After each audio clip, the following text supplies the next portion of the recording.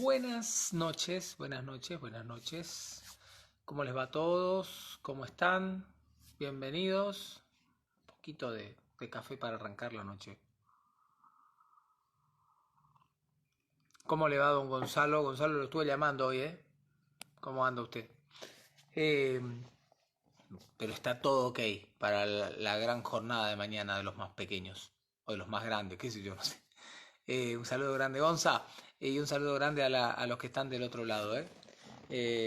Bienvenidos una vez más para estas charlas abiertas, para poder conversar un poco en medio de una pandemia y de una cuarentena irregular, distinta en el país.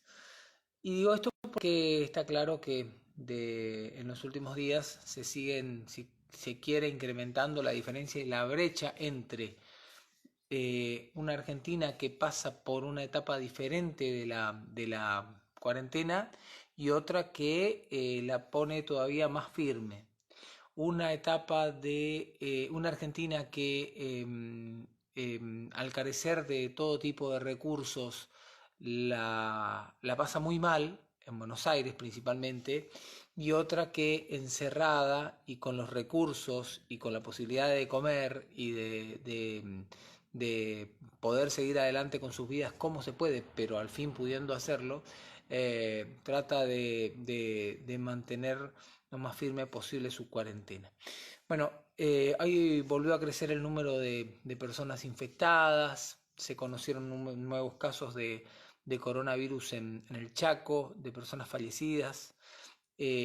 Apareció un caso de coronavirus más en Corrientes, de una persona que trabaja en un establecimiento, en un instituto de médico en Resistencia. Así que bueno, en eso estamos y así andamos, ¿no? Quiero saludar al señor Maleta de Loco, al señor Mariano Iturriaga, que acaba de tener una de esas charlas de viajes y música con el señor Hugo Escófano. El saludo para Talu, que está ahí, para Efra Sandoval, para el señor Adrián Berman. ¿Cómo va, Adrián? Después contame cómo viene el proceso en los cines también, ¿no? ¿Qué se sabe de sí, futuros protocolos también para la industria? Para Angie un saludo grande también, que anda por allí. Y en un instante, seguramente, vamos a tener al invitado. El invitado de hoy, María José. Hola María José, ¿cómo está? ¿Cómo está toda la gente de Goya? También gracias por hacer su aporte siempre y a toda la gente de Jacarandá allí, en ese lugar maravilloso que se respira arte todo el tiempo. Un saludo grande desde aquí. Hola Tavo, hola Tabito, ¿cómo estás? Muy buenas noches Lorena. Tabito, no sé si lograron verlo en la luna, al señor Guillermo Yapiré Brown. Yapi es una de esos casos muy raros por estos días, ¿no? En el que tiene mucho para decir, para manifestar, porque la industria de la cual forma parte está paralizada, pero al mismo tiempo se toma el trabajo de devolverle alegría a la gente, musicalizando desde su lugar y a través de las redes, haciéndonos vivir fiestas increíbles los fines de semana y durante la semana también. Bueno, hay un programa que se hizo hoy en la Luna, en T5 Satelital, que seguramente mañana ya lo vamos a tener en el canal de YouTube de la Luna y lo voy a compartir por acá para que lo puedan ver igual que los demás programas. Les decía, el programa de hoy, la charla de hoy, más que programa, la charla de hoy, tiene a un invitado argentino, correntino, pero que está radicado en los Estados Unidos. Que el hombre, entre otras tantas cosas, es novelista y escritor, pero digo entre otras tantas cosas porque en realidad no se dedica solamente a esto, o vive de otras cosas. Y también hay que ver esto, ¿no? De cómo a la gente del arte le cuesta mucho, esté donde esté, poder vivir de lo suyo específicamente. Y me di cuenta, me enteré, porque anduve buceando un poco en su página, que acaba también de terminar un libro, una novela, que habla un poco del COVID. O sea que vamos a estar conversando enseguida con alguien que además nos va a contar el verdadero panorama de el coronavirus en otras latitudes. Un saludo para Andrés, que está ahí, y yo por lo menos me parece que todavía no logro verlo a Carlos, que está por ahí. Bueno, ojalá que lo encuentre enseguida nada más. A Rafa un saludo grande. A Eddie o Edico un saludo grande para él, para la gente que está del otro lado, para todos. Bueno, y ahí está. Ahí lo tengo a Carlos del otro lado. Señoras, señores, disfrútenlo, disfrútenlo y pregúntenle de todo. Vamos a hablar de literatura, vamos a hablar de libros, vamos a hablar de novelas, vamos a hablar de mucho de esto, pero vamos a aprovecharlo también para que nos cuente cómo es en los Estados Unidos.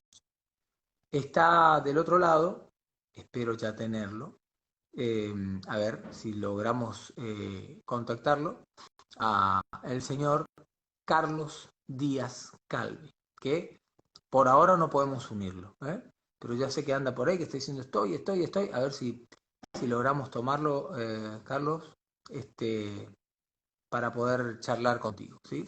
Por alguna razón es como que no podés unirte. Veremos que los que están del otro lado que saben de esto nos van a ayudar, tanto a Carlos como a mí, ¿no? Un saludo grande para el señor Sebastián Iglesias. Sigo intentando con el señor Díaz Calvi, que anda por allí. Que, insisto, estamos, a ver si ahora podemos tomar un poquito. Ahora bueno, y Asir del Valle que está ahí también. Ahora, señores, desde, corregime si digo mal, Carlos, pero creo que desde Houston, es así, ¿no? ¿En dónde? ¿En Texas? ¿Dónde estabas? ¿Dónde estás, Desde Houston. Carlos? Un correntino perdido por el mundo, dirán algunos, ¿no? Así es, estamos en Houston, Texas. Hay un poquito de delay, así que voy a ver. Un saludo a todos. Un gusto. Bueno, gracias primero por el tiempo, Carlos. ¿Cómo te va? ¿Cómo estás? Contanos primero bien cómo se está viviendo esta etapa de pandemia allí en los Estados Unidos, más precisamente en donde te encontrás. Sí, claro, bueno, estoy en Texas. Como se habrán enterado últimamente, los últimos 2 días llegamos a esa cifra de 100.000 fallecidos, hay más de 1,5 millones de contagiados en Estados Unidos. Pero yo siempre, el otro día hice la aclaración, es muy difícil opinar o hablar o comparar Estados Unidos porque es un continente en realidad.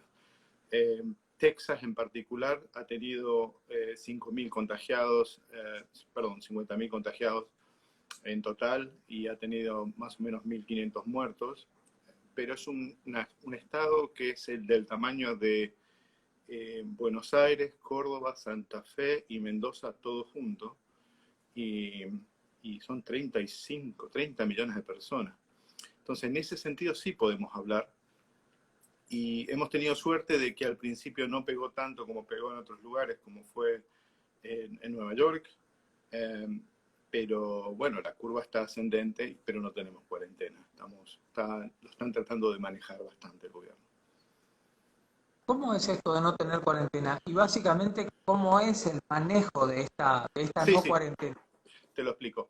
Bueno, lo que pasa es que Estados Unidos, y yo me imagino que Brasil también, por definición del nombre y de los estados, son Estados Unidos. Están unidos apenas por un hilo del contexto federal. Entonces el gobierno federal no puede, por más que diga lo que diga o tuitee lo que tuitee, puede llegar a afectar directamente la vida de los estados. Entonces depende mucho de los gobernadores, que obviamente se plegan a un lado al otro. El tema particular con Texas, con todo Estados Unidos, que no hubo una cuarentena estricta. No pueden decretar una cuarentena estricta, es anticonstitucional. Y aquí es sobre todo Tejano, Oklahoma, son muy de sus derechos personales y sus libertades. Entonces, para eso tienen la segunda enmienda y para eso están armados también, ¿no es cierto? De que no pueden permitir que un gobierno, que cualquier gobierno, por cualquier razón, usurpe esos derechos.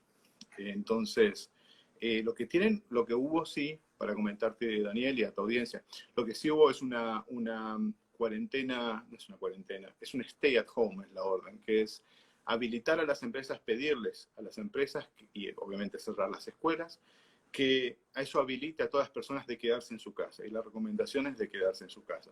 Eso fue levantado ya hace un mes, pero la gente se queda en la casa, la verdad. No salimos mucho, yo no salgo mucho, la familia no sale mucho. Eh, pero se está viendo mucho más movimiento en las calles.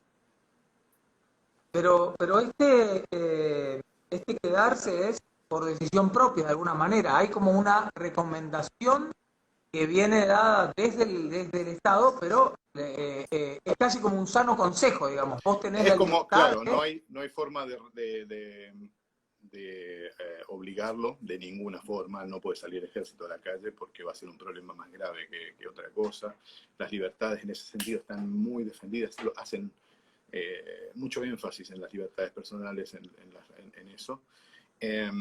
Entonces sí, nosotros preferimos, la mayoría de los amigos también y la gente con sentido común que conocemos se queda en sus casas, sale al parque una vez cada 2 días a caminar, siempre con distancia social, no salimos sin máscaras, pero claro, son 30 millones de personas en un estado y hay, como yo digo, son cowboys, hay gente que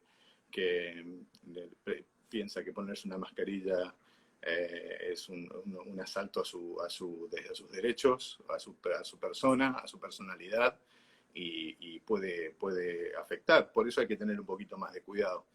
Pero al margen de eso, lo que hizo Texas fue, lo que están haciendo muchos estados, es que la curva, aún con esto de stay at home, de quedarse en las casas, de que las empresas habiliten a la gente a trabajar en las casas, es que la curva se mantuvo demasiado plana.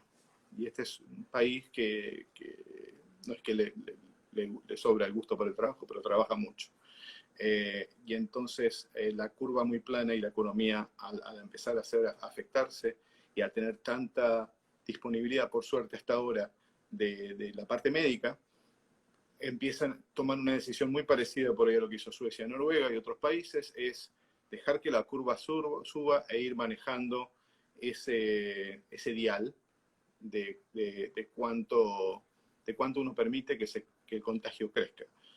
Entendiendo que es un virus y que tiene una cierta mortalidad, que la palabra horrible sería decir inevitable, pero es un virus que se va a llevar vidas, pero que se va a hacer, hay capacidad para hacer todo lo posible por las personas que caigan enfermas y lo necesitan. Carlos, vos hablabas un poco de ese espíritu cowboy que habita en el que está justamente allí en Texas. Pero digo, eh, más allá de ello, la población en sí, al recibir noticias del coronavirus, ¿cómo lo tomó? Digo, más allá de los cuidados, hay un temor, porque vos fíjate que en paralelo con el encierro, en países como el nuestro, el, el miedo es casi un impositivo, ¿no? Sí, Que ha formado parte de la comunicación permanente y ha generado bastante inconveniente. no, claro. Y lo escuché por ahí.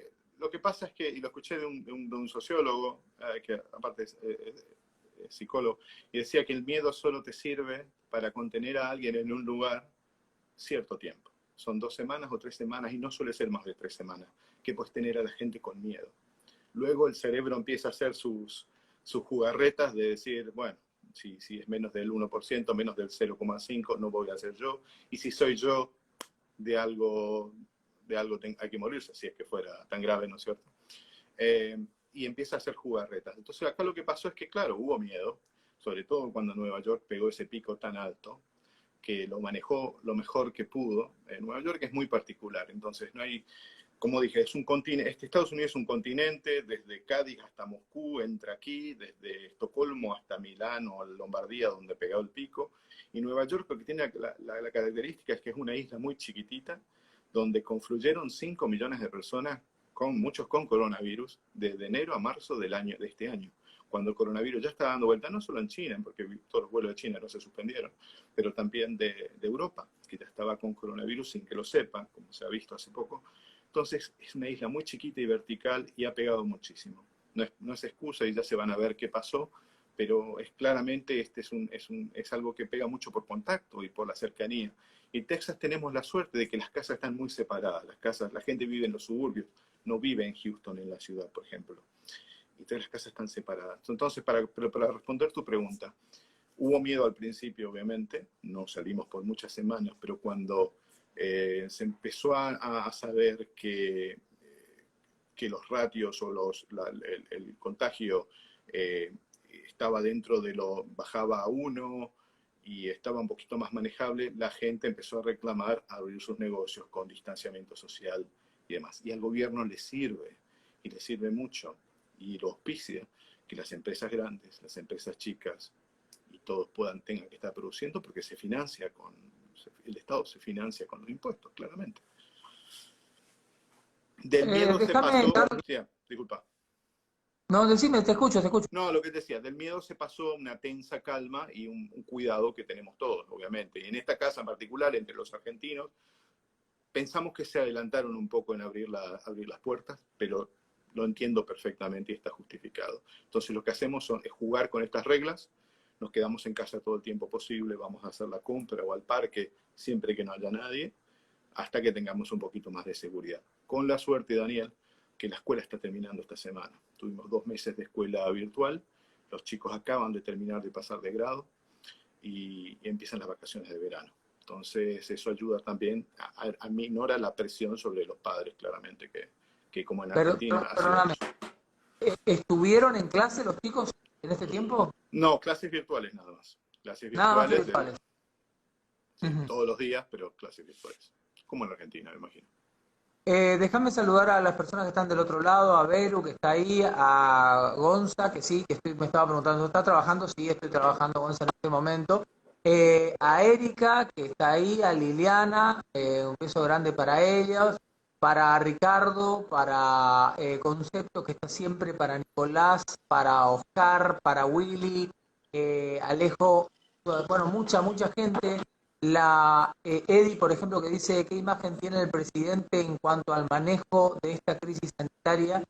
Yo lo que te iba a preguntar es, vamos a contestarle como dentro de lo que vos estés dispuesto a hacerlo. O sea, son charlas en las cuales estamos los dos, pero la idea es que todo el resto pueda charlar contigo también y podamos intercambiar ideas. Encantado. Pero yo quiero saber cuál es, Carlos, la imagen que tenés de las noticias que recibís de tu Argentina. En cuanto al manejo, en algún momento el presidente dijo, entre salud y economía, yo voy a priorizar la salud.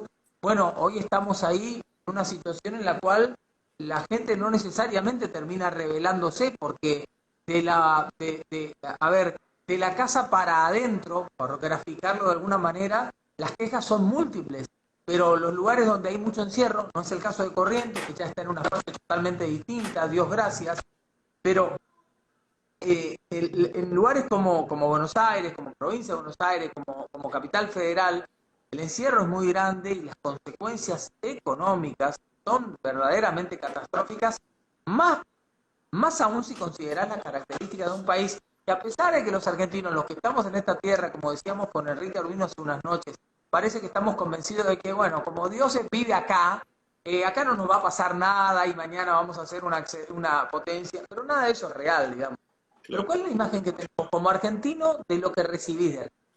Sí, yo sigo mucho la prensa argentina, tengo mi familia obviamente en Corrientes y Resistencia, tengo muchos amigos en Corrientes y me preocupa mucho cuando los datos no se dan los datos concretos, porque cuando pasan este tipo de cosas, lo más importante es tener los datos.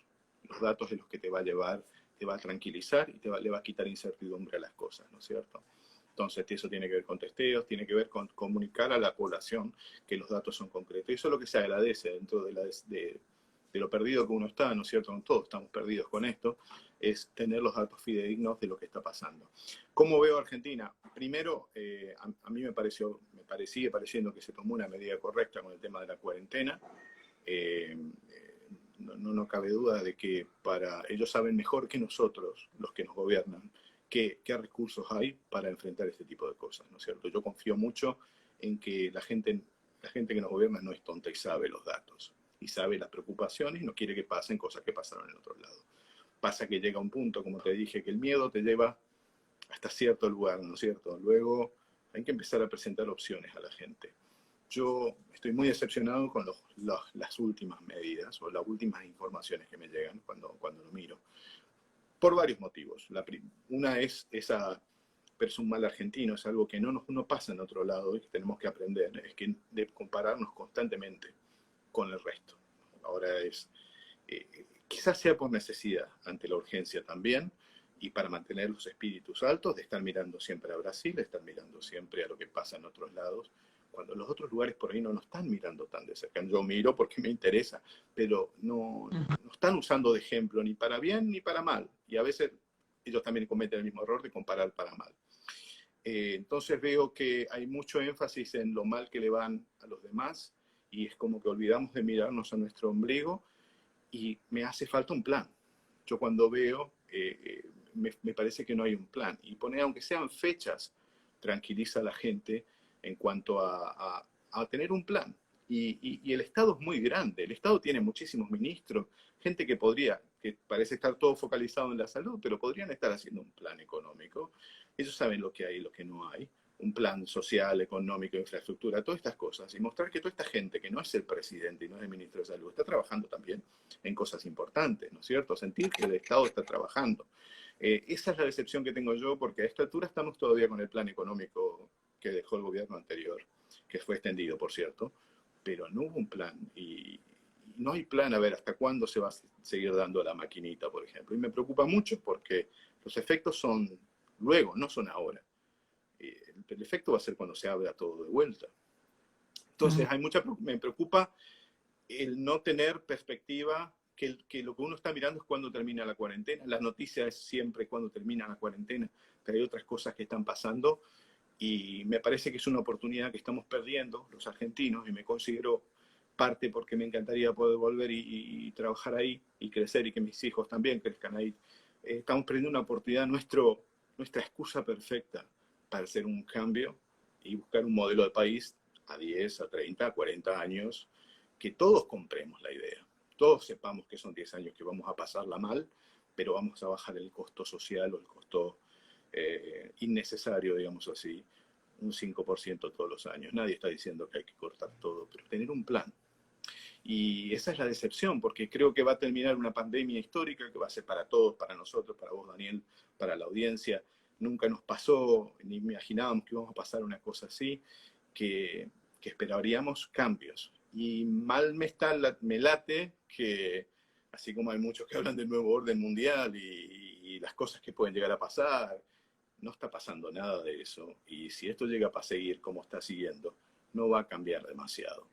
Lo único que va a pasar es que siguió trabajando, preparándose, va a quedar incluso mejor posicionado en su poder que los que estamos corriendo la coneja. Esa es mi preocupación porque hay una oportunidad histórica de, con la excusa, que no es tan excusa, pero es una realidad, pero con esto decir, el coronavirus no nos hace mejor ni peor a ninguno, ¿no es cierto? Lo que hace reflejar es una lupa que refleja las necesidades y las virtudes que tenemos. Y tenemos muchísimas virtudes, claramente. Pero es una oportunidad que estamos perdiendo y que hay un peligro de que no aprendamos una lección. Y eso me preocupa, claro. Vos cuando decís un proyecto de país, que alguien que se ponga a pensar verdaderamente en esa oportunidad y proyectarlo, pero digo, considerando las características sobre todo del político argentino, no sé si se pasaría por la cabeza algo de eso. Lamentablemente, ¿no? Y por otro lado, yo coincido plenamente con vos con lo que pasa en esto de las comparaciones, ¿no? Pero la comparación con otros países termina siendo para el argentino un buen negocio. por las características de cómo son. Esa es la impresión que tengo, ¿no? De que nosotros, a ver, perdóname el lenguaje futbolero, pero nosotros tenemos al mejor jugador del mundo. Y los otros no. Y yo tengo el mejor, Brasil tiene el que puede ser segundo o tercero, pero el mejor juega con. Ahora, el problema es cuando el mejor jugador del fútbol del mundo no llega a la final con nosotros y tiene todas las responsabilidades y hay que apagar la tele, dejar de mirar el mundial y poner otra cosa. Ya Eso es. vamos a tener oportunidad de revancha y nunca de hacer un mea culpa. Pero eso es un reflejo de lo que nos pasa en la vida. Sí, mira, y lo que pasa, la parte de comparación es muy dañina, aparte, eso lo sabemos en nuestras vidas personales también, no aporta nada. Aparte, cuando es una forma de generalizamos mucho. Yo siempre hablo de pequeñas patrias. Yo tengo un grupo de pequeñas patrias en Argentina, la más grande, pero mi patria siempre es donde sueño, donde puedan comer yo, mis hijos, y ha sido Argentina por todo este tiempo, ha sido Irlanda por 5 años, España por 5 años, Holanda por 5 años, Estados Unidos también, y está lleno de virtudes y defectos, y yo soy el primero que los critica porque es parte de mi labor también como creador, como escritor, tratar de ver esos defectos, ¿no es cierto? Y ese defecto argentino tenemos que quitarnos. Y aparte tenemos que empezar a ver que no podemos comparar culturas diferentes, historias diferentes, modelos de país diferentes también, porque a mí me tocó vivir en Holanda y viajar mucho a Suecia, y los nórdicos tienen un concepto de sociedad, de lo que quieren como modelo de país, muy diferente a lo que nosotros pensamos que es. No es rasgarse las vestiduras ni tener el goleador. Entonces, a veces nos sacamos el pecho por Messi y todos dicen, sí, Messi es un buen jugador, pero ¿qué está pasando con el resto? No tenemos las mismas variables o los principios, si se quiere, pero tenemos que saber escuchar por qué tienen otros principios. Vemos el mundo, yo siempre digo que vemos el mundo no como es, sino como somos, ¿no es cierto? Queremos comparar todo con nuestras variables. Y me pasó ahora con un discurso que tuvo el presidente hace poco y luego, bueno, se aclaró hablando del modelo sueco, modelo noruego, con respecto al coronavirus. Y los suecos y los noruegos hacen las cosas que hacen, no porque son tontos, no porque nosotros tenemos la bola de cristal y son los que otorgan los premios Nobel, son los que tienen la misma capacidad que nosotros de desarrollarse, solamente que han aprendido durante otros años o basado en su experiencia personal y el modelo país que tienen, creen que hay un camino diferente. Y puede ser criticable, puede salir mejor o peor, pero lo hacen a conciencia. Y en el caso del coronavirus, por ejemplo, está claro que han evaluado de que la gente va a haber un número muy alto de gente que se va a contagiar, hay un grupo, lamentablemente va a haber un cierto número de personas que no van a pasar esa prueba porque es lo que pasa en este tipo de virus, y prefieren que pase ahora a que con una cuarentena, no es que pase ahora para perder las vidas, sino que pase lo que tenga que pasar porque tienen la capacidad de pelearle ahora para que no se constituyan parte de la historia del país, que sea algo que fue una vicisitud de unos meses y salimos adelante. Entonces hay que evaluar de que lo ven desde ese lado porque lo han sufrido de ese lado y porque la tercera edad, que bendita sea, y como lo cuidamos nosotros los latinos, para ellos tienen un rol muy diferente y me tocó vivir y hablarlo muchísimo con ellos, con los holandeses y los suecos. Allá el que se jubila normalmente entiende que el país se mueve por el resto de las personas que están activas.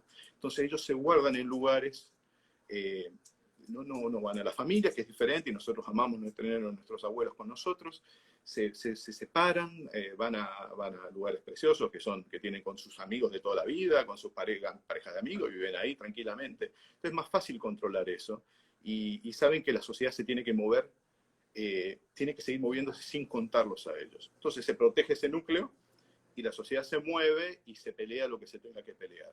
El tema es que el año que viene no estén hablando del coronavirus.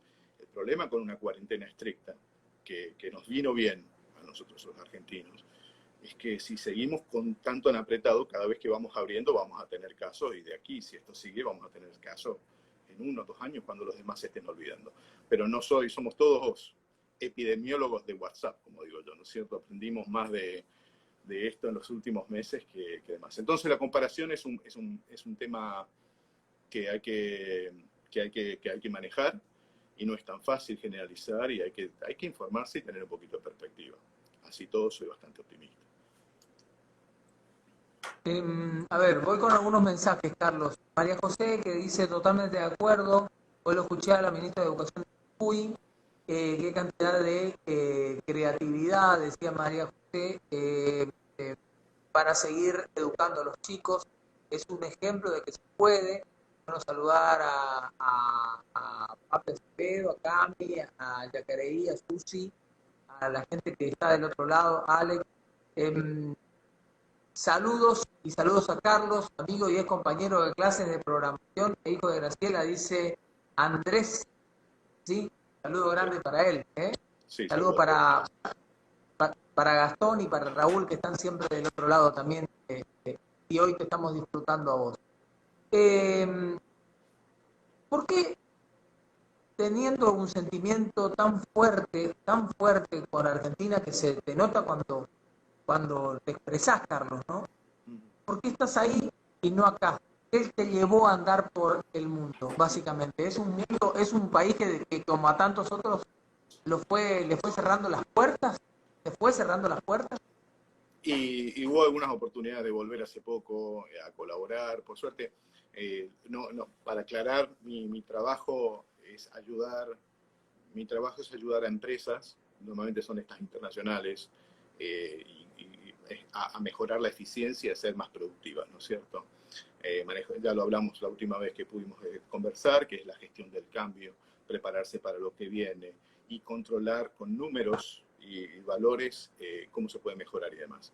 En ese contexto, no empezó así claramente. Yo en Corrientes estudié sistemas y llegó un momento que por eso, también por mi parte artística y literaria, que yo siempre miré afuera, pero porque el material que consumía leyendo eran escritores de afuera y demás, siempre me dio mucha curiosidad Europa, en el caso particular Irlanda, que fue el primer lugar donde terminé viviendo y demás. Hubo mucha inquietud personal y en ese sentido, con el trabajo, ya siendo una persona que debería estar trabajando y estaba trabajando con 22, 23 años, no me podía sostener yo solo, no podía ser tampoco una carga muy grande en mi familia y decidí, como hace mucha gente en todo el mundo y lo ha hecho históricamente la humanidad, cuando no hay recursos o no hay los recursos que yo necesitaba, hacer las maletas y buscar una oportunidad en otro lado.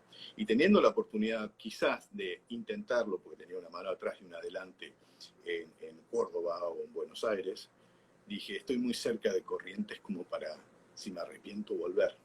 Claro. Y no quería darme esa oportunidad porque, como muchos de ustedes quizás, no quería darme esa flaqueza de abandonar antes de lo que podía. Entonces, miré para Ezeiza y, como te dije, quedé preso en Irlanda porque no tenía pasaje de vuelta ni recursos, pero a los 2 días estaba trabajando. Entonces, todo se resume, Daniel, a una cuestión de oportunidades, me imagino. Que es una deuda pendiente que tenemos en Argentina de dar oportunidades, de poder dar oportunidades a todo el mundo de desarrollarse pero no lo hablo por mí, lo hablo también, y pasa hoy día y vuelvo a lo mismo, disculpa por esto de emprender, poder emprender sin que te pisen el cuello, de tener un poco de éxito sin que te expriman. Y Irlanda estaba necesitada en ese momento de gente de sistemas y que yo no llegaba con muchas ganas de trabajar y con un poquito de inglés y era un sueño mío, así que conocía todas las calles de memoria con locuras de escritor. Había empezado a escribir una novela sobre Dublín sin haber estado nunca ahí, así que sabía el nombre de las calles, así que fue muy emocionante románticamente.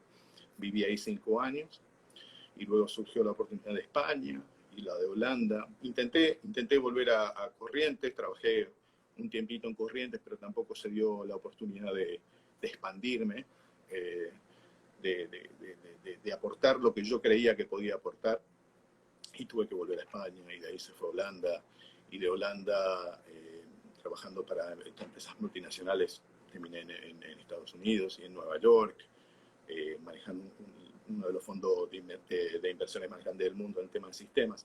Entonces me fue llevando la vida.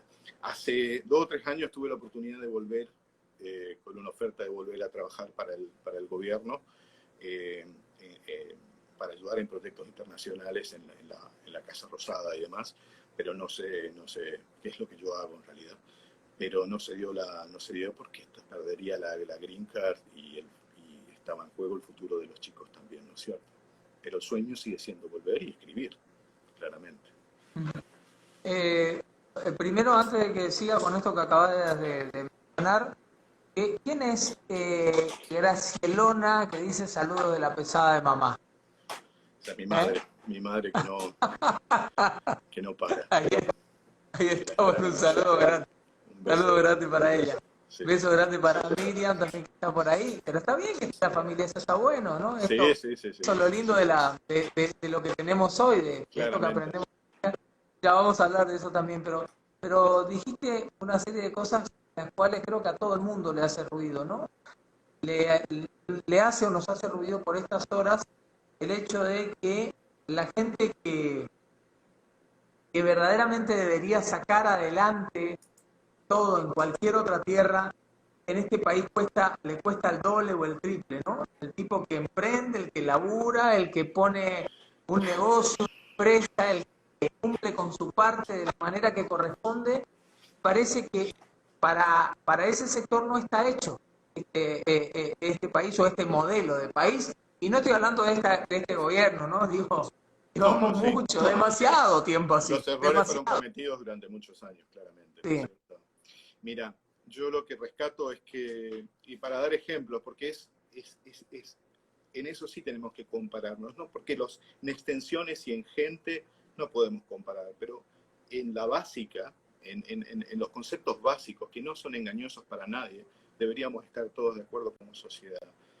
El gobierno puede hacer las cosas que hace este gobierno, el gobierno en Argentina, el gobierno en Suecia, en Holanda, en España, puede hacer las cosas que hace gracias a lo que le ingresa de la gente que produce.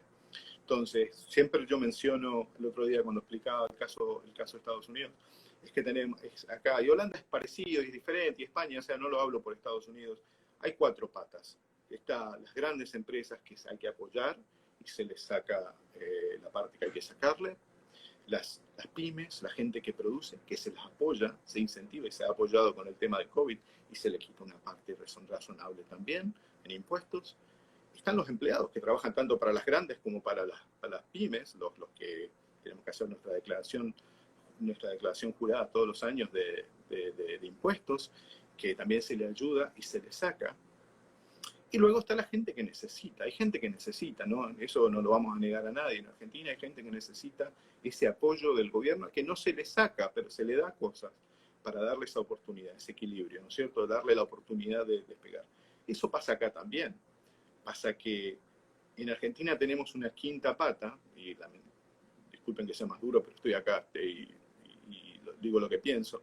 Hay una quinta pata de gente que podría producir y no está produciendo, porque esa ayuda que se le da es más de lo que ganarían quizás trabajando, o no. Bueno, es un tema complicado, pero me ha pasado, yo lo cuento porque me ha pasado en carne propia verlo en Irlanda, y sé el tema del asistencialismo, porque Irlanda tenía un problema que necesitaba programadores y gente capacitada cuando le vino la ayuda económica. De golpe tuvo mucha plata. Y cuando tuvo mucha plata, lo que hizo fue ayudar a toda la gente que la verdad que vivieron bastante mal durante muchos años a que tengan un sueldo grande, y entonces no trabajaron. Uno iba al McDonald's y estaban los chinitos o los italianos trabajando en el McDonald's porque cobraban 500 pounds, libras, 500 libras, cuando la ayuda social, si eras irlandés, era 700. Entonces nadie trabajaba. Entonces hay un esquema ahí que nosotros tenemos esa quinta pata y encima estamos ahogando las otras 3 que financian.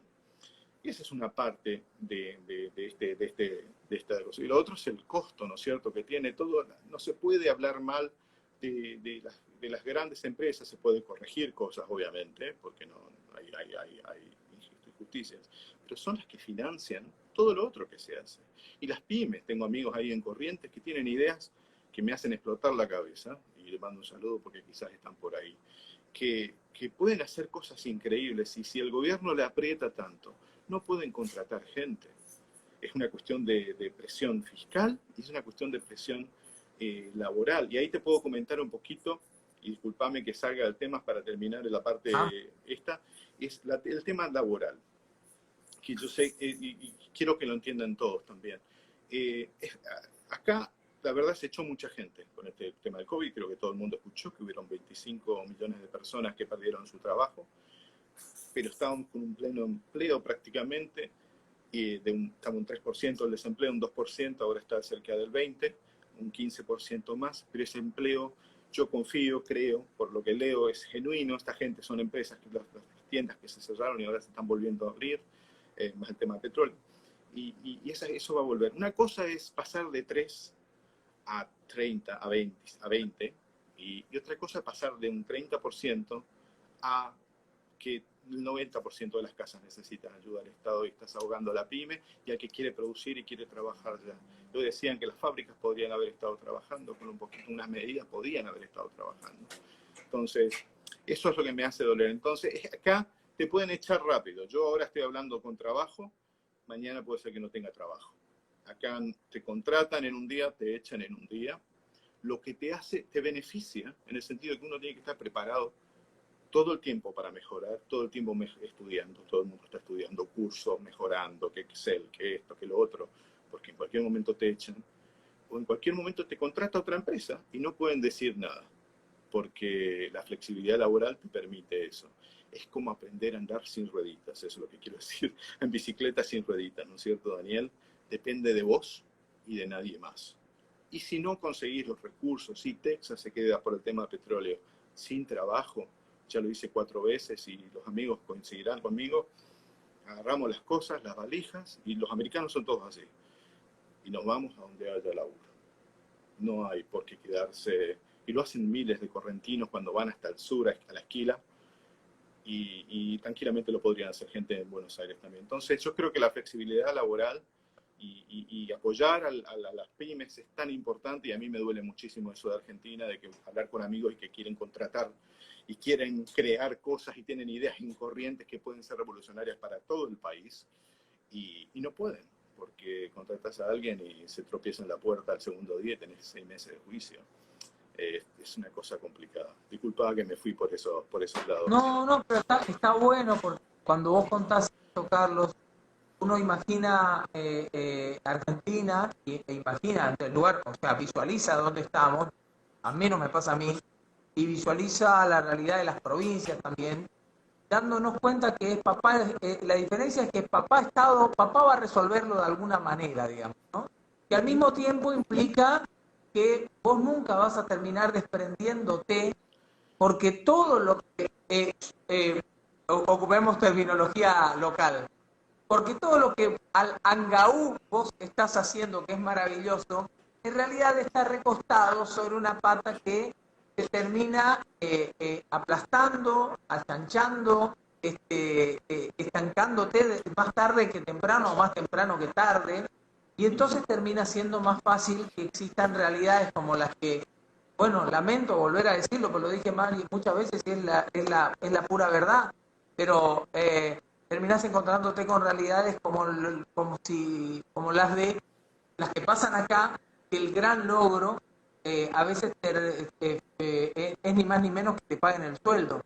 Y como si eso fuese, como si vos mañana a Como la si fuera un empresa que te favor. contrató, claro, bueno, a favor, vos mañana fueras a la empresa que te contrató y una vez que te depositan la guita vas y lo buscas al presidente que te contrató y le aplaudís y le decís, Oscar, sos un fenómeno, ¿viste? Es Sí. una cosa de loco, pero ese es el sistema como tal y cómo Y funciona. tenemos que intentar, entre todos tenemos que intentar hacer, cambiarlo de a poco, porque va a llegar un momento de hastío y que vemos que no estamos.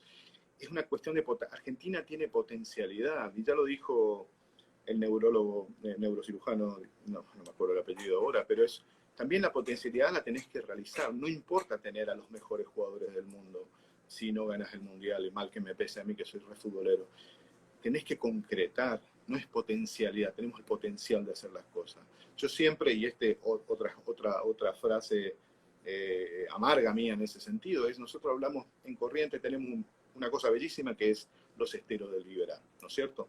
Pero para ser sinceros entre nosotros, el estero de Liberal no le aporta a Corrientes lo que podría aportarle. Tiene un potencial, es una belleza, pero Corrientes como está, le vendría mucho mejor tener el campo que tiene Santa Fe y toda esa parte arable y vacas. Sin menospreciar el estero, que es uno de los acuíferos más grandes del mundo, y lo he estudiado bastante, y el valor que tiene para el mundo, pero para Corrientes no lo hace más rico, más pobre. ¿Por qué? Porque son como las inversiones que se hacen o el Bitcoin. Uno puede ver que crece, baja, pero hasta que no cambiaste ese dinero, no lo concretás. Hasta que no hacemos algo con eso, no lo concretás. Argentina está lleno de potencialidades y le falta concretar. Y el último cosito que te quiero agregar, porque lo estabas hablando vos en cuanto al país, también hay un falso mensaje en cuanto a la solidaridad. Porque se habló mucho de la solidaridad, del dólar solidario, hay que ser solidarios, pero la impresión que me da, con todo respeto, es que, primero que nada, no todos los países hablan de solidaridad. Un holandés me hablaba una vez cuando yo le pregunté sobre este tema de qué considera él lo que es ser solidario, porque hablaba mucho del individualismo y la solidaridad. En ese momento estaba más Che Guevara hablando de lo que es ser, que me parecían individualistas, y yo venía más de ser solidario. La solidaridad, vista por los holandeses o un noruego, es hacer las cosas bien. Esa es la mejor forma de ser solidarios con el resto de la sociedad. Vos tenés un trabajo, lo haces bien, sin robar a nadie, sin quitarle nada a nadie, entonces se sabe lo que se espera. Y lo otro es con verdad. En Bridgewater, que es la empresa, el fondo de inversiones más grande del mundo, la principal cosa que tenía empresa arriba de la puerta es que la verdad triunfa ante todo.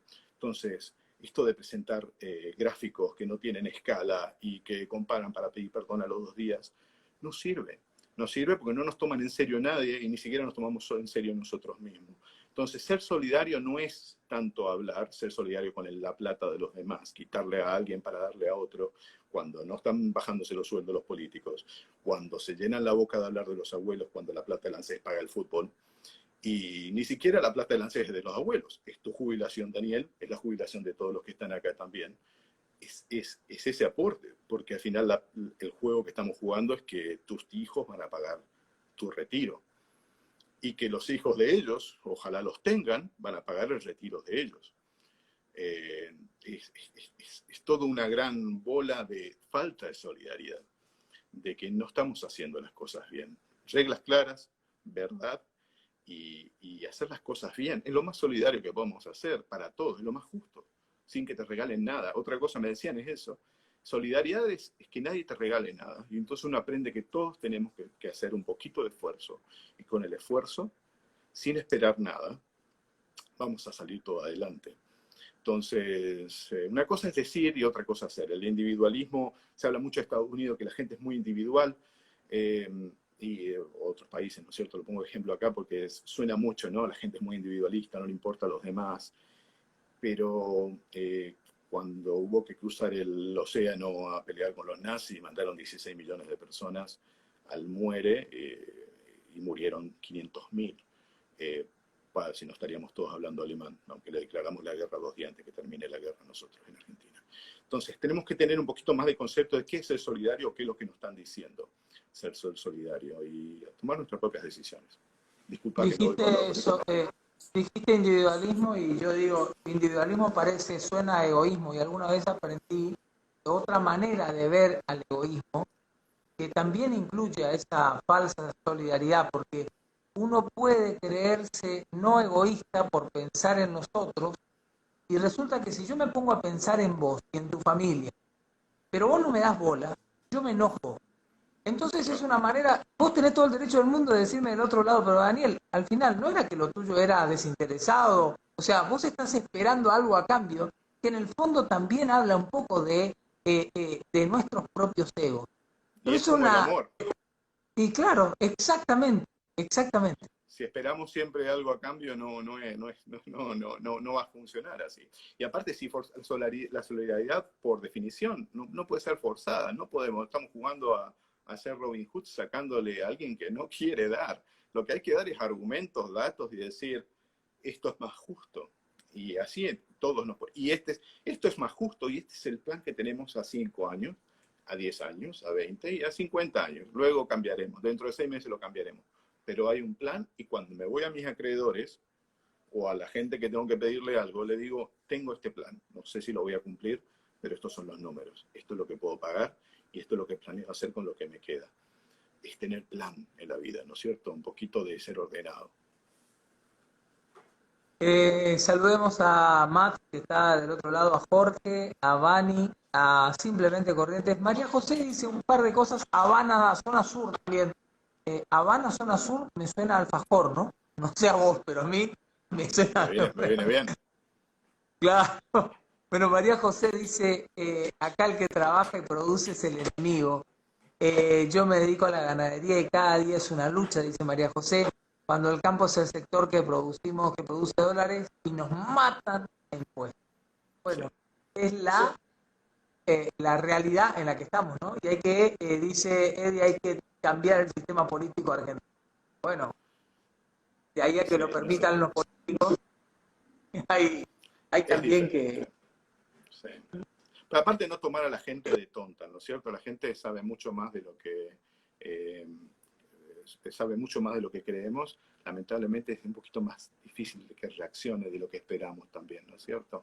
Porque no hay que permitir, ojo, lo hablo desde un país donde tiene un presidente que dice cualquier cosa también. Lo que siempre digo es que una cosa es lo que se dice y otra cosa es lo que hace, y creo que Brasil le está pasando una cosa muy parecida dentro de toda esta tragedia, donde Bolsonaro dice cosas, pero los estados son independientes y hacen otra. Y al final Bolsonaro sigue con un piso de gente que le gusta que digas tonterías, ¿no es cierto? Nosotros no podemos darnos esos lujos. Brasil tiene 320 mil millones de dólares guardados que puede de libre disponibilidad para usarlos para lo que sea, no los usa porque no quiere. Nosotros no tenemos ese lujo y esperamos que nuestros políticos hagan lo que tengan que hacer.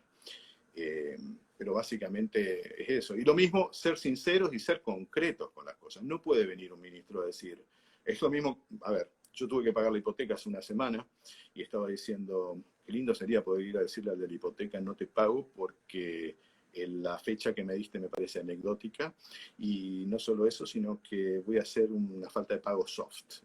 A ver si en unas semanas hablamos y veo si te pago, si te gustan mis términos. Estaría viviendo en la calle con los chicos en este momento.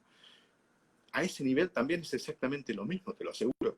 Es decir, ¿pero qué me estás diciendo? ¿No firmaste algo? ¿Firmamos algo para esto? Obviamente que es injusto, hay que hacer una evaluación, pero no podemos estar jugando con la gente, riéndonos de los compromisos que tenemos, porque entonces no nos tomamos serios nada de lo que hacemos. No nos toman en serio tampoco afuera. Y es eso nada más, Daniel. Pero bueno, es muy poético todo también, ¿no es cierto?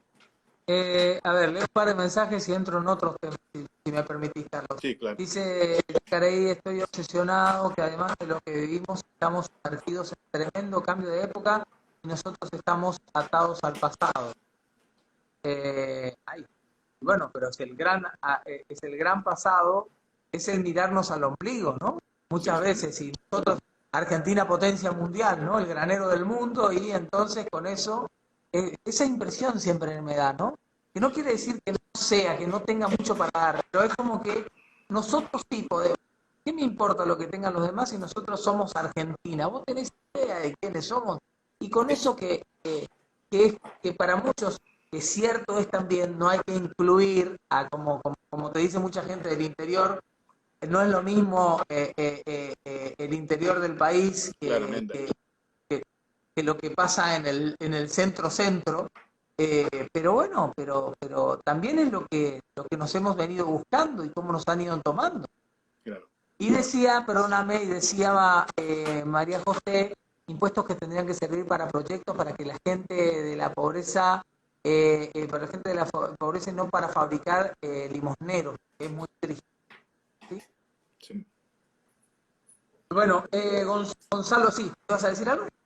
No, coincido con vos. También tenemos que aprender a mirar qué es lo que tenemos, en el sentido de que nosotros antes, hace unos años, y hay que llamar las cosas por su nombre, teníamos ricos, clase media, la que la mayoría de nosotros pertenecíamos, y había que podían darse un viajecito a veces, y esa era la clase media, una planeaba para sus cosas, y la clase más humilde o el pobre que llamábamos no podía darse esos lujos, pero podía trabajar.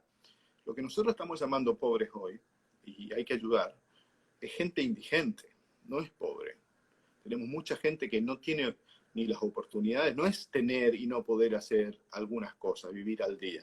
Gente que no vive. Entonces estamos en Argentina, bajó todo eso para abajo, y entonces no es humildad o pobreza, es gente que está en indigencia y esa hay que ayudar. Hay que llamar las cosas por su nombre, ¿no? Cuando uno va a España, también tiene sus pobres, pero los pobres son los que no pueden planear a largo plazo más de un mes porque están viviendo al día. Todo el mundo llama así a la gente pobre. Y después está la gente indigente, la gente que el país no puede permitirse tener y tiene que ayudar, obviamente. Pero cambiándole el nombre, hacemos como más injusto todo, ¿no es cierto? Tenemos que hacer un cambio en ese sentido también. Dice Yacaré, me refiero a la cuarta revolución que Corrientes la está viendo pasar. Saludamos a Walter y saludamos a Victoria, también que está por ahí. A ver, vos estás laburando, me dijiste, en Yo, un... yo estoy trabajando en un par de lugares. Hace 15 años trabajo para una empresa de consultoría que ayuda a empresas a mejorar o a gestionar programas nacionales o internacionales de mejora de procesos y de eficiencia. Manejo equipos en diferentes lugares del mundo y lo que entramos son en empresas como las grandes de petroleras, no puedo dar nombre por firmas, pero Okay. el fondo de inversiones más grande del mundo está en Nueva York. Vamos, le mejoramos todos los procesos, cómo hacen las cosas, le quitamos gordura a todos los procesos para que sean más eficientes, ¿no es cierto? Y por eso mismo eso se aplican en gobiernos también y podrían aplicar el gobierno de que todo tenga un objetivo. Si uno va a estar pagando tanta plata por una oficina anticorrupción, tiene que tener el objetivo de poner tanta gente presa para justificar los millones de pesos de vos y de toda la gente que están cobrando. Son ponerse objetivos y después controlar que esos objetivos se cumplan. Lo mismo estoy haciendo para empresas en Corrientes y es mi trabajo básicamente. La gestión A del ver, cambio. pero vos sos eso o sos escritor. O sos un poco de todo, Carlos. Bueno, buena pregunta, ¿no es cierto? Esto fue una decisión hace un par de años que decidí empezar a llamarme por lo que me siento, ¿no es cierto? Entonces y tampoco soy tan escritor en el concepto que yo peleo mucho, en el tema de considerarse un artista o ponerse a hablarle a la luna, aunque respeto el nombre del programa que tenés también. No soy de tanto hablarle de la luna, sino soy más un contador de historias. Miro mucho la luna, miro mucho el amor, miro mucho la política y la economía, pero cuento historias. Me gusta contar historias como lo hacía Julio Verne, y son modelos que tengo de aventuras, ¿no es cierto? Y yendo un poquito en la introspección también. Entonces yo me considero un escritor, novelista más que nada. Me gustan las novelas, me gusta contar historias y desarrollar personajes. Que por cuestiones de la vida, que uno tiene que poner un plato de comida, tiene un oficio y que le sale bien por ahora, que no tiene que ver con la escritura. Pero creo que tenemos la obligación todos, vos y lo hablamos, todo el mundo, de intentar forzar esos preconceptos de qué somos, de eso de pelear y decir yo soy ingeniero, llamame ingeniero. Todos somos seres humanos y tendríamos que tener varias inquietudes, no solo la del título. Y el que le toca la guitarra y el que pinta y ser orgulloso de esas cosas, porque es lo que está faltando y va a faltar en este mundo que cada vez está un poquito más duro. Los oficios, los artistas.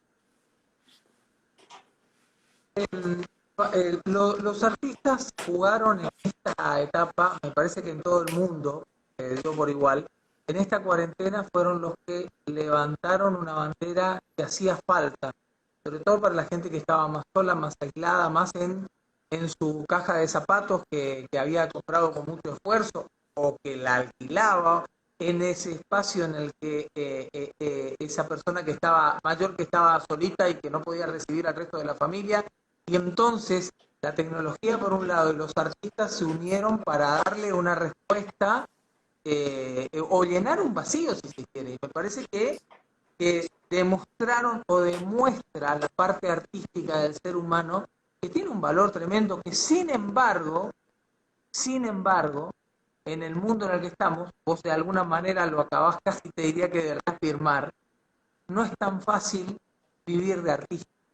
No, y yo tengo suerte lo supe muy de principio también, porque tengo amigos que se dedicaron a la música, que eran de mi misma edad, y yo veía lo que les costaba empezar. Lo que pasa que también es como todo, ¿no es cierto? Hay que ponerle mucho esfuerzo hasta que Carlos, uno... a ver, Sí. Espera, no es que te quiera interrumpir, pero a la hora viene un corte de Instagram que ya está Bueno, llegando. O sea que perfecto, vamos a dejar este tema. Salgo y vuelvo a ingresar y quiero hablar de este tema específico, ¿no? perfecto, perfecto. De cómo es esta realidad. Dale, Salimos y volvemos a ingresar, ¿sí? encantado. Dale, Hasta dale, luego. dale, vamos. Vivir del arte no es tan sencillo, ¿no? No, para nada. Así es. No, bueno, es una deuda pendiente que creo que tenemos mucha gente que nos gusta escribir o la música o pintar, de darnos esa oportunidad tarde o temprano, ¿no es cierto? Pero es un mundo bastante cruel con el artista. Eh, Me contaba un amigo que vive en Suiza, perdón, de Córdoba, pero que vivió en Corrientes, que en Suiza, por la falta de artistas que tienen, porque tienen una falta, toda la gente se dedica a la economía, son banqueros o gente de sistemas, te dan un subsidio muy bueno con tal de tener artistas propios.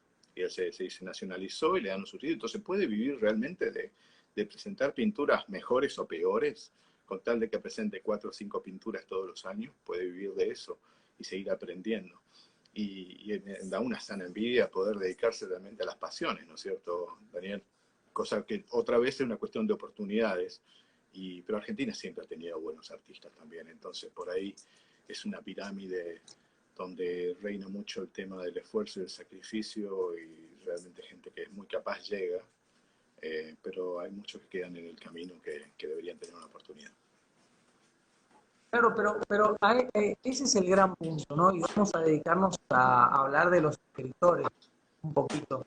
Sí, No quiere decir que en las demás ramas no exista. Hemos conversado con María José, estuve conversando hace unas noches del arte plástico. Con Susana Canevaro hablé de libros desde el lugar de la librería en la que se encuentra. muy Y eso importante. de que hay personas que tienen, no sé si tocadas por, o que han encontrado la forma de ser reconocidos. Ahí está Gaby Bartolucci, por ejemplo, un artista músico tremendo. No todo el mundo tiene la suerte de poder hacer que su obra trascienda. Y hoy, mira, cuando uno se pone a analizar la cantidad de ferias de libros que hay en Corrientes, la cantidad de gente que labura, que escribe, la cantidad de material que edita Leo Moglia, por decirlo, por llamarlo a Leo como tantos otros, Claro, un grande. puedo decir, pero hay tanto, pero a veces parece que es muy para consumo interno, ¿no? Como que aún habiendo una gran obra de Díaz Calvi detrás, bueno, no dejemos. En esto del pisoteo parece que pasa más o menos lo mismo. Y yo no sé si es un tema argentino o Sí. verdaderamente ocurre en todas partes. Bueno, es un país muy exitista igual, ¿no es cierto? Sí, y va muy de la mano con lo que hablamos antes del reconocimiento, de estar mirando un espejo que nos queda lejos, que está en Europa o Estados Unidos, y si a ese, y tenemos correntinos que están por ahí también, poetas y demás, pero si le hacen un reconocimiento afuera, le reconocemos nosotros. Si alguien lo menciona afuera, lo reconocemos nosotros. Cuando en realidad tenemos un nivel de escritores, de pensadores en el sentido de soñar, no voy a dar nombre, Pilar, Muni y demás, que son gente que sabe transmitir los sentimientos, que es muy diferente a lo que yo hago. Yo soy más contar historias y aventura por formación, ¿no? Y no soy de hablar mucho de las cosas autóctonas de Corrientes, por eso yo entiendo que por ahí en Corrientes yo no voy a ser jamás profeta en mi tierra porque hablo de crímenes en Suecia o de sociedad de Turquía o de Malasia o Irlanda, pero también tengo de la Triple Alianza y había empezado a escribir sobre Gaucho Gil, también una novela, bien novela, para darle un regalo a Corrientes, pero yo entiendo que es más difícil, ¿no es cierto? Yo soy diferente a esos estilos y me parece que va a ser bastante difícil que en Corrientes se consuma mi material. Pero es una lucha que hay que darla igual y me encantaría que se conozca más de las cosas que escribo. No hablo de polenta de pajaritos ni cositas de accidentes en el campo y cosas así, salvo con el gaucho, pero es todo un desafío también la audiencia, ¿no es cierto? Hay que ver si estamos Bueno, leyendo yo, tanto. yo, yo tengo la impresión de que el tener no reconocimiento a partir de esto que contaba puede darse básicamente porque, porque sos de acá, ¿no? Con esto que vos afirmabas de nadie es profeta en su tierra. Es probable que si en lugar de firmar el libro Díaz Calvi, lo firmara algún italiano o un sueco, que en realidad sos vos, es probable, muy probable, que la venta de ejemplares Y se incremente. es la tentación que Sí. tengo con las novelas en inglés, por ejemplo. Ahora empecé a escribir novelas en inglés y para sacarle, está mal que lo diga en ese sentido, aunque las competencias se hacen con seudónimos, de todas formas, pero el nombre, al ser latino, si fuera Steve Larsson de Noruega y hablo sobre un crimen en Noruega o un crimen sueco que estaba queriendo escribirlo otra vez porque me encanta esa zona, he estado muchas veces y me interesa los crímenes nórdicos, que hay muchas series en Netflix igual para los que les gusta esa rama, y me encantó escribir sobre eso, pero claro, soy Carlos Díaz, no soy Steve Larsson. ¿Quién va a comprar algo de un argentino que ni siquiera vive ahí? Entonces, por más que sepas o no sepas o hayas investigado, me pasa mucho eso, entonces me lo planteo. Tuve la suerte, fíjate vos con el tema de seudónimos, que bueno, yo tenía escrito un par de novelas, pero nunca le había dado mayor importancia, más allá de lo personal, son hijos también, ¿no es cierto? Las novelas, todo lo que uno crea. Pero mi mujer tuvo la idea de enviarlo a un concurso nacional en el 2006, y bajo su cuenta, y gracias a usar seudónimos pasó una cosa rara, mandé 2 novelas entre 500 y el jurado, que era Ernesto Sábato, parte del jurado, eligió las novelas que más le gustó, y tuve la suerte que las 2 novelas con diferentes seudónimos, compitiendo con gente que tenía mucho publicado, fueron elegidas entre las 10 mejores. Obviamente no gané, ganó la que tenía que ganar, que eso es una cuestión, no es como en la lotería, es cuestión de calidades. Y así pude tener esa certeza y esa tranquilidad de que por lo menos lo que escribo le gusta a alguien. Es una especie de reafirmación que a todos nos hace falta, sobre todo cuando nos dedicamos a esto, ¿no es cierto? Me sorprende de vos que conozco mucha gente, me incluyo en muchas cosas del día a día, no necesariamente en la escritura, pero en muchas cosas del día a día. Me sorprende que llegada la hora de la definición, en la recta final, vos, por ejemplo, hagas mención de que ganó la que tenía que ganar. ¿Por qué no puede ganar la de Díaz Calvi? ¿Por qué hay No, un punto en el que lo de Díaz Calvi parece que está, por Díaz Calvi dicho, yo te estoy ya. escuchando, eso ya te lo escuché alguna vez cuando conversamos en la luna, y digo, ¿por qué no puede ganar lo que para Díaz Calvi está verdaderamente bueno? Sobre No, todo en no. tiempos como los que vivimos, Carlos, que uno no puede medir la vida por que sufrimos esa tentación de andar rodeados de tantos likes y de tanto de... Mira, a mí me ha ocurrido más de una vez con un programa de televisión de gente que me decía, me encanta lo que haces en tal lugar, y me comentaba, o sea, yo profundizaba un poco, ahondaba la charla con esa persona, y me comentaba algo que yo había producido 2 años atrás. Yo le seguía de alguna manera la charla, yo ya no estaba en eso hacía rato, pero la gente me comentaba, y es como parte de el necesario cumplido, ¿no? Que la mayoría de la gente hace. Ahora, ahí es donde aparece la importancia del individualismo, egoísmo dirán algunos también. Es como decir, bueno, yo creo verdaderamente que lo que hago está bueno, ¿sí? No, no, claro. Sin mirar tanto para el costado, sin dejar de valorizar a los demás. Pero creo que hay que, a ver, yo destaco y rescato el valor que tiene un tipo como vos en el lugar en el que está, seguir soñando, proyectando, escribiendo eh, eh, e imaginando historias que verdaderamente empiezan a resultar atrapantes desde, mirá, yo no leí tus libros, pero empiezo a revisar las cosas que de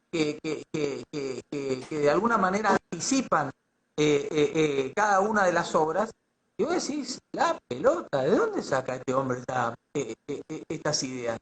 Bueno, es ese valorar, que no sé si necesariamente el escritor que está conversando conmigo lo tiene del todo, ¿eh? A veces me pongo a dudar cuando te escucho. Bueno, lo que pasa mucho es, no, bueno, en ese caso particular, yo soy, en ese caso no soy muy humilde con las dos novelas, esas son mis hijos, y fueron probablemente las dos novelas las mejores que las escribí, estoy muy orgulloso de ellas, aparte me tomé mucho trabajo y estudio en hacerlas.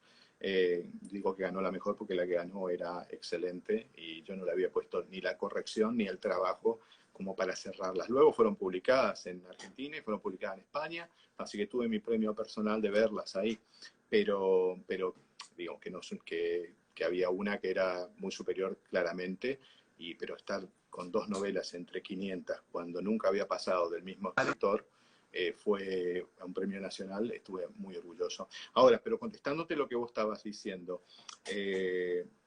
sí, claro, pasa que no me puedo dedicar todo el tiempo que me encantaría dedicarme a escribir. Entonces estoy esperando ese momento en que me jubile o me retire de esto de la obligación diaria de las 8 horas y para poder dedicarme a full a escribir, porque historias tengo todas por la mitad en la cabeza y las 10 novelas escritas.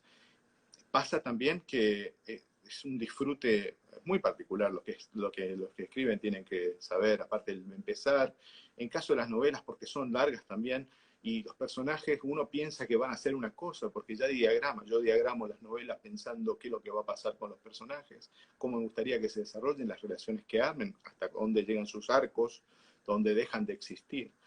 Pero luego cuando uno empieza a escribir y le da una personalidad, el personaje cobra vida y hace cosas que hace ese personaje que cambian toda mi historia, la que yo planeé, porque tiene una personalidad que ya le di de entrada, que no puede cambiar.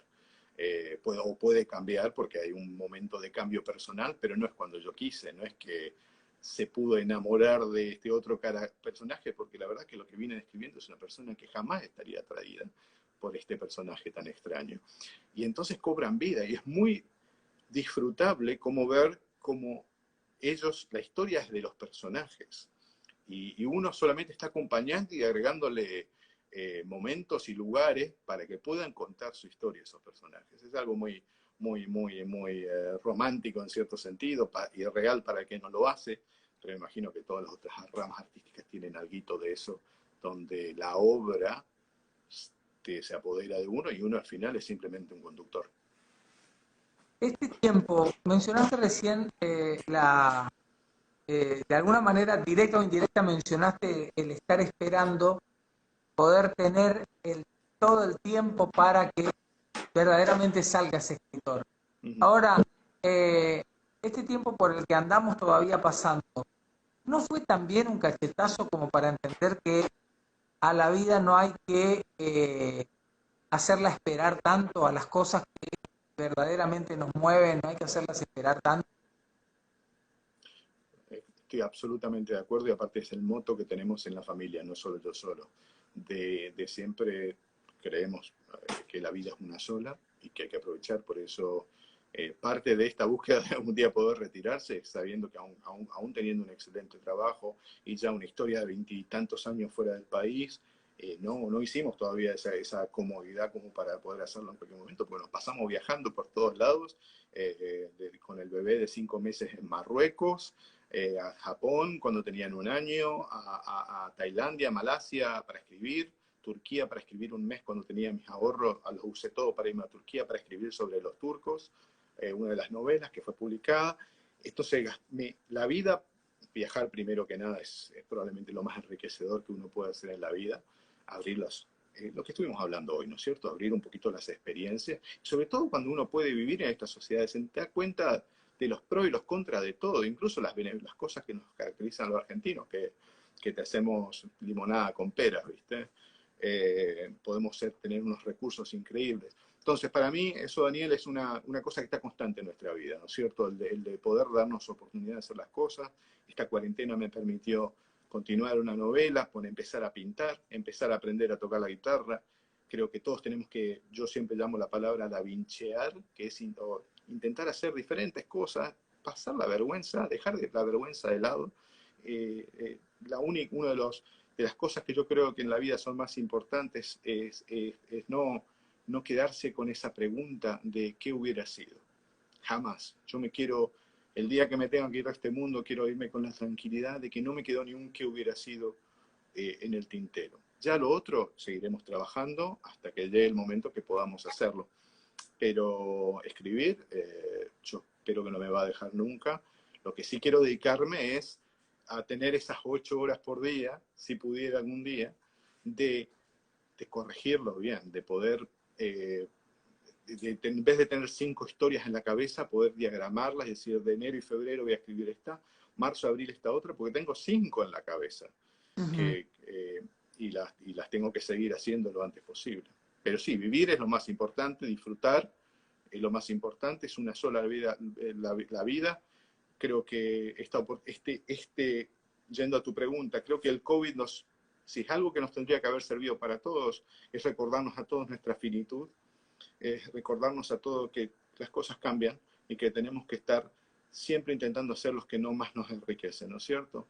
Y la familia es lo más importante, y nuestros amigos son lo más importante, y que todo tiene una fecha de caducidad, y ¿por qué no pensar en nuestro legado? Porque todos estamos acá por un periodo que es un chasquido en esta vida, y el arte es probablemente lo poco que hay realmente que puede dejar un legado. Dejar esos libros para nuestros hijos, para nuestros nietos, dejar esa pintura para nuestros hijos, para nuestros nietos, para decir, estuvimos acá. Y para los que no son creadores, animarse a crear algo, animarse a crear esa empresa que uno no quiso hacer, animarse a un cambio, porque la verdad, la gente no nos va a mirar, nos mira y va a decir, mirá, este tonto intentando hacer algo y seguramente le va a ir mal, viste, te dije le iba a ir mal, se quiso poner a escribir poemas y la verdad que son una porquería. Digo, pero la sensación de que tenés cuando escribís un poema y es tuyo, no te lo va a quitar nadie.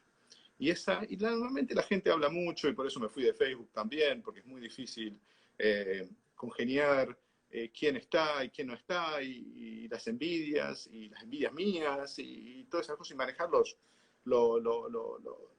sentimientos, ¿no es cierto?, de querer mostrar que uno está, uno muestra la mejor versión que tiene, y uno muestra cuando está de viaje, hay gente que la está pasando mal, y hubo una vez un amigo que me dijo, Carlos, la verdad que me encanta, me hace feliz por vos que puedas hacer esos viajes, pero obviamente no pongo fotos de mi hipoteca, ni pongo fotos de cuando los chicos estaban enfermos en un hospital. Pero claro, dice, me hace mal porque yo me estoy divorciando, o mi hijo está enfermo, o tal cosa. Entonces siempre hay que tener un balance muy difícil para este tipo de cosas. Pero bueno, la vida es lo más importante, Daniel, adaptarse al cambio y ser creativo. Yo creo que todos lo pueden hacer, y la diferencia más grande, me dijeron una vez, entre los que crean y los que consumen, los que miran una serie de Netflix y los que crean, es ese 5% de animarse a decir, che, yo tengo una buena idea, voy a ponerla a escribir por más que me digan lo que me digan, y se la voy a mandar a la gente de Netflix en Estados Unidos desde Corrientes. No importa, y mandaré 3 o 4. Si hacen esas cosas y se lo mandan a Universal y se lo mandan a esto, van a ver que algún día alguno va a responder, y si no es Netflix va a ser otro. Pero ustedes se van a sentir bien también porque están haciendo algo por su pasión. ¿En qué anda el escritor por estos días? Por estos días, bueno, estamos, como habías comentado vos, había empezado a escribir una novela ya en enero, en inglés, la primera novela en inglés. Tenía otro libro en inglés que es más de management y gestión del tiempo para todas las personas, pero es lo que hago en las empresas, pero para la parte personal está en inglés también. Pero había empezado a escribir una novela sobre un mundo futuro, lo que sería el futuro de la sociedad. Esto empezó en enero, diciembre del año pasado. Con esto de las cámaras que están por todos lados, China tiene un problema, no es un problema, pero bueno, es una cosa que está pasando, que hay cámaras, bueno, en Tigre y en Buenos Aires también, ¿no? En cámaras en todos lados, cada vez con mayor calidad, y pueden ver a las personas. Entonces es una sociedad donde con esto de las criptomonedas y los bitcoins y demás se hace todo más anónimo, los bancos, y uno tiene que cuidar mucho la privacidad con máscaras. Y coincidió con esto lo del COVID, que toda la novela mía se basa en la sociedad que, por mantener una privacidad, la estudié mucho con gente de criptomonedas y demás, porque tiene un tema de mercado de criptomonedas y asesinatos y una sociedad rota, de andar con máscaras para no ser reconocido por las cámaras, y no nos estén bombardeando con publicidades porque saben todo. Google sabe todo de mi vida, Facebook sabe todo de mi vida, Twitter sabe todo de mi vida, ahora Instagram sabe todo de mi vida. En un futuro, ¿cómo se llama? En un futuro que puede no llegar a ser, la verdad que las publicidades que podemos llegar cuando uno va caminando por una calle es que te están diciendo, Daniel, tu hipoteca la podés pagar 3 días antes si venís con nosotros, o te estás quedando sin huevos en tu casa, venía Super X, que tenés los huevos, tenemos promoción de huevos, si vos presentás te los regalamos a vos. Todo puede ser muy tarjetizado. Entonces había pensado en esa distopia, y con esto del COVID me dio la pauta para no solo seguir trabajándola, sino agregarle un factor más, que es el miedo a todas estas pandemias y demás que se seguirán a repetir, como pasaron también en la historia de la humanidad, y hemos salido mejores. Estamos acá gracias a toda esta gente que sobrevivió a pandemias anteriores, así que soy muy optimista.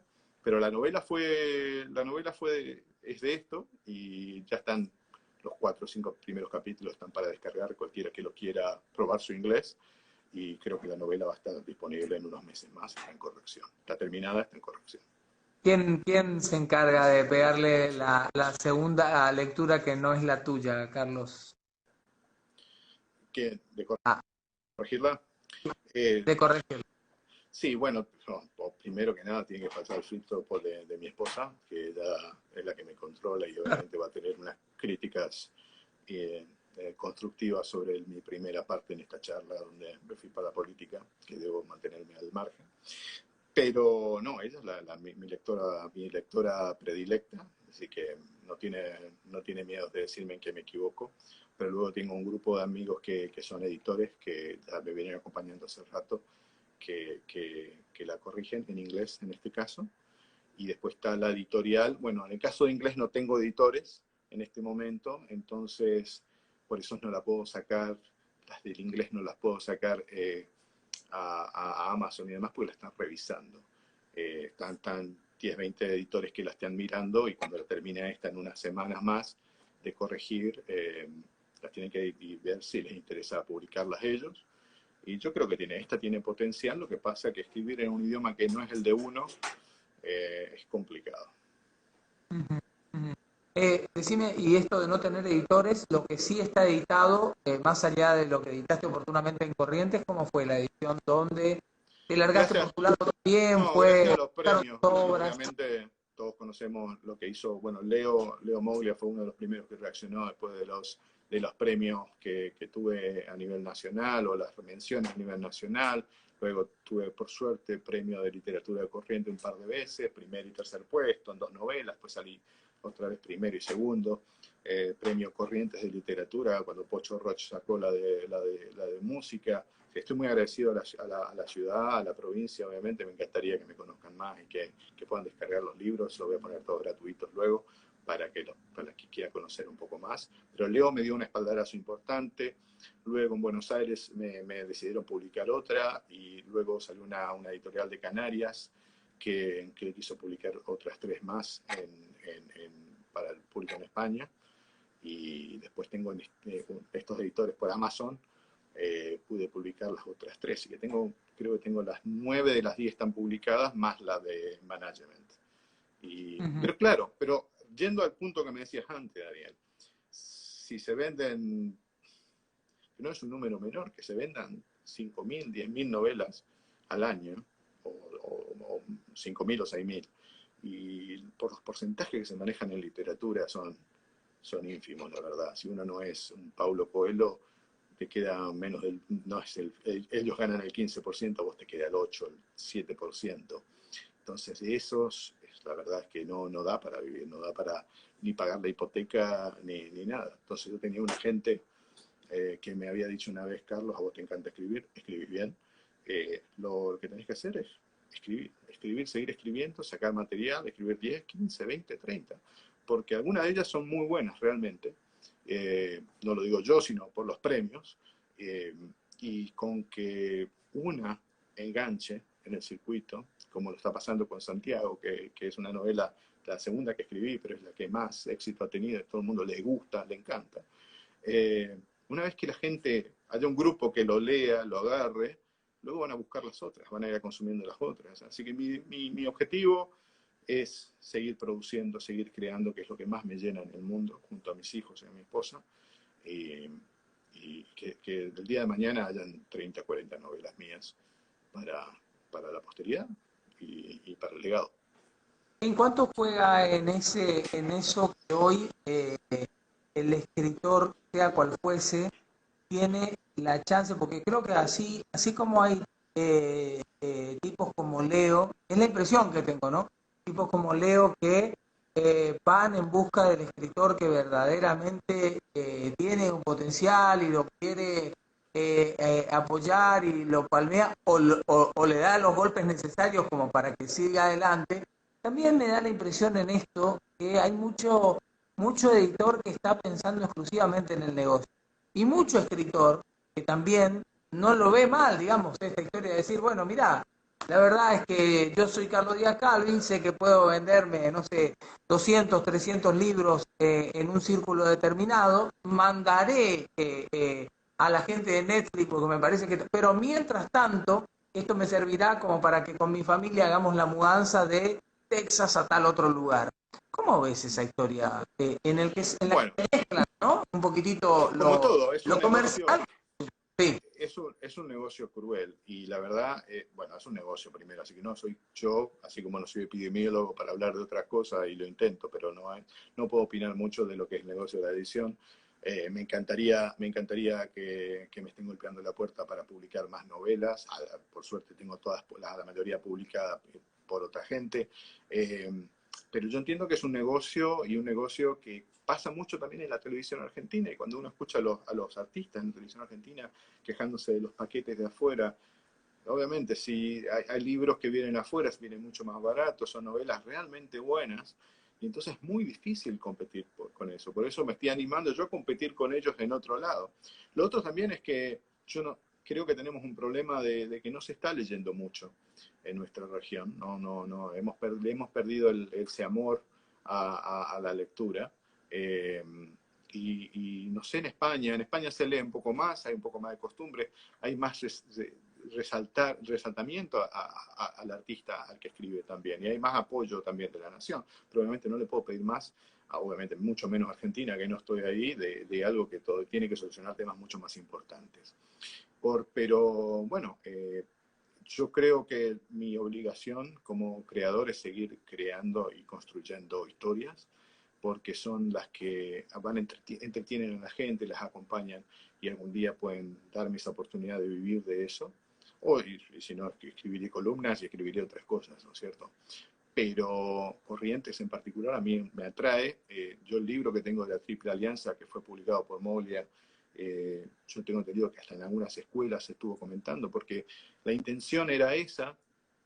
Me basé al mirar una película americana que se llamaba Cold Mountain, que es que era bueno, montaña fría, seguramente el sobrenombre, la traducción será diferente en español, pero hablaba de la guerra americana acá y cómo ellos novelan todo. Y nosotros de la Triple Alianza teníamos solamente libros de historia que dicen el 15 de marzo de 1860, el general tanto fue y murieron 6.000, ganamos y los otros murieron 8.000. Y son sumamente aburridos para los chicos leer eso. Entonces las historias noveladas, lo mío es novela histórica. Pongo un personaje que no existe, que no existió, en un entorno que sí existió, con charlas que sí existieron basadas en los libros de historia, pero le hago interactuar y escuchar esas partes, vivir vidas que vivieron y darles vida propia, que reflejan, hay escritos de cómo Bartolomé Mitre llegaba al campo de batalla y era el primero que se ponía delante de toda la tropa, cosa que casi nadie hacía, menos Napoleón y toda esta gente que se iba arriba de una colina. Y Mitre es cómo se ponía al frente y todos decían la misma cosa, que tenía demasiado valiente para lo que tenía que estar haciendo. Y entonces poner a alguien al lado, cerca de Mitre, y tratar de convencerlo de que no lo haga, y escuchar las razones que Mitre dio realmente sobre por qué él quería ser el primero, le da más humanidad a esos personajes históricos. Y ese es lo que quiero dar, ¿no? Quiero revivir, en ese momento estoy reviviendo vidas, ¿no es cierto? Pero sí, es un negocio muy cruel, y cruel en el sentido de que no es algo que está sobrando como sobra gente y sobran oportunidades, pero la obligación que tenemos es seguir insistiendo. Cuando hablabas recién se me venía alguna canción, una canción que seguramente por popular la conocemos, que tiene rasgos rosarinos y que es La vida es una moneda. Yo digo que hoy por hoy la vida es una novela y que hoy metiéndonos en la parte comercial, eh, yo ando mucho buceando por lo que hoy hace el marketing de las emociones, ¿no? Y lo que hace el storytelling, que me parece que son herramientas que vos hoy, sin dudas, las necesitas ocupar, estés donde estés. Humanizar las marcas es algo maravilloso. Y, y sin lugar a dudas, si la gente termina consumiendo las historias, es porque en cada uno de nosotros hay un, hay un lector, ¿sí? Hay alguien que tiene ganas de volver a escuchar esas historias, agarrar esos libracos que teníamos de cuando éramos chicos y dejar que la imaginación nos guíe hacia cualquier punto, ¿no? Yo creo, Daniel, que hemos sobrevivido como especie gracias a contarnos historias, porque antes no había literatura y había siempre el viejito de la aldea que contaba las historias, pero estaba la historia de lo que había pasado, o trataba de como vos decías, hacer un storytelling, de crear una historia para comunicar algo. Y eso las empresas de marketing, y ahora que me lo decís, me trae mucho al pie, porque es de lo único que puedo utilizar de mi faceta de escritor y artística y de tratar de crear o de mirar cosas que han pasado, y es lo que más enriquecedor de todos estos viajes, de haber vivido en diferentes lugares del mundo, es poder juntar anécdotas, como te di la de Irlanda, hay muchísimas sobre los turcos, además que a mí me han contado y me parecen apasionantes, y Corrientes tiene muchísima también de folclore en ese sentido. Entonces, lo que a mí me diferencia de otros en mi empresa, dirigiendo los equipos que estoy dirigiendo, es que yo le doy ejemplos de esto, cómo decir, de lo que decíamos, de andar, es como andar en la bicicleta con rueditas, el tema laboral, y dar ejemplos de cómo lo solucionan otros países, y cómo Singapur, por ejemplo, tiene un plan a 40 años publicado, a 20 años y a 40 años publicado, y que toda la sociedad se lo tiene que aprender, y a los chicos se les toma examen en secundaria, en primaria, que entiendan que ese, en primaria más achicado, más adaptado, pero en secundaria le toman examen de que entiendan que ese es el plan que tienen como nación, de lo que van a hacer como sociedad. Y cuentan historia. Y el ejemplo más práctico que tengo, que me lo dijeron una vez, y lo viene de Simon Sinek, que lo uso mucho en el laburo, que da el ejemplo del marketing y la storytelling, es por qué Apple sigue teniendo el éxito que tiene cuando Samsung y otras empresas siguen sacando teléfonos que a veces superiores, para los que saben que no soy yo, a veces los teléfonos son superiores en cámara, en prestaciones y demás a los de Apple, pero Apple sigue vendiendo, no sé, 50, 60 millones de, no quiero mentir el número porque no lo tengo, pero sigue siendo el número uno, por lo menos acá en Estados Unidos, y vende teléfonos a un costo increíble, de caro. Y el tipo lo explicaba de una forma muy interesante, que es que los otros productos, bueno, Apple sabemos que tenía, desde Steve Jobs tiene una forma de contar la cosa y de que uno lo sienta como que lo necesita, ¿no es cierto? Eso es lo más básico. Pero cuando uno desgrana un poco, cuando uno ve una publicidad de Samsung y demás, te dicen, este es el nuevo teléfono X, con este vas a poder hacer tales cosas y lo necesitas. Cuando Apple crea una historia alrededor de eso, te va primero al sentimiento, te explica primero cómo te va a hacer sentir. Lo otro te dice el teléfono, las prestaciones y qué es lo que vas a sentir al final. Vas a poder sacar mejores fotos y tus amigos van a estar contentos. Cuando Apple lo hace al revés, te dice, porque necesitas comunicarte mejor, porque necesitas conectarte con la gente que te necesita y crear, ser creativo y que tu espíritu no muera. Vamos a mejorar estas prestaciones, el what, el cómo te vas a sentir, lo que te van a dar y al final el producto. ¿Por qué? Porque va de adentro hacia afuera, la corteza, la precorteza y demás, que se usa muchísimo en neurociencia y en esto del comportamiento. Y ese es maravilloso. Carlos, para ir a poquito finalizando, sí, suponte vos que sos la persona a la que le acaba de caer en unas hojas desorganizadas, muy desorganizadas, la novela del país, de la Argentina. ¿Cómo se le da un final más o menos aceptado por el público lector como para que consuman dicho material? O en todo caso, si no fuese esto, ¿qué final imaginás vos que va a tener la novela argentina tal cual la estamos viviendo y protagonizando todos en el día a día. Sí, es muy difícil porque el tema económico es preocupante y todavía no vimos las ramificaciones de lo que puede pasar, ¿no es cierto? Pero sea lo que sea que pase, lo primero es que ojalá, mi esperanza es que se vea que Argentina actuó bien con respecto al coronavirus, como lo hizo hasta hace poco, pero hay mucho riesgo de que la gente se empiece a inconformar y a protestar y a querer producir. Mi sueño, ese libro lo que tendría es que Argentina se reveló a pedir un plan, no a pedir cambios políticos, ni cambiar partidos, ni demás, a pedir que la gente que asuma tenga un plan. Que tenga un plan porque son muchos ministerios, son muchos gobernantes, todos deberían estar pensando en cosas diferentes, no solo en la salud. Y entonces que haya un plan y que todos compremos ese plan y que sepamos que hoy estamos mal, pero en 5 años vamos a estar mejor y que el gobierno que venga va a seguir, porque la parte de infraestructura no se puede dejar, ya vimos lo que pasó, el gasto público no puede seguir lo que está, y todo el mundo, no lo dice Carlos Díaz, todo el mundo, todos los economistas del mundo dicen no puede sobrevivir un país que tiene tanto gasto público y ahoga a sus empresas. Entonces que haya una realización de que el gobierno se financia con los impuestos de la gente que crea, la gente que produce y la gente que da trabajo.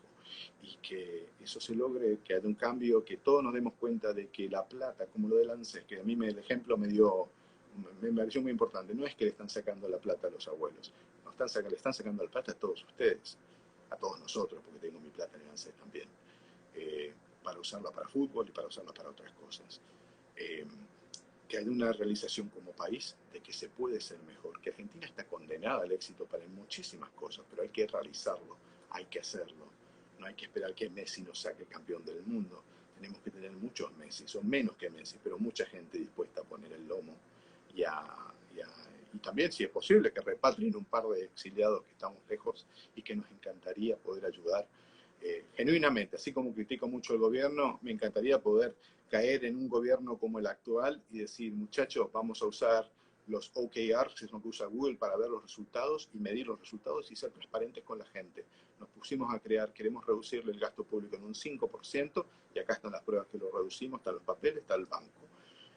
Y eso, la falta de transparencia es algo que ojalá podamos aprender como país.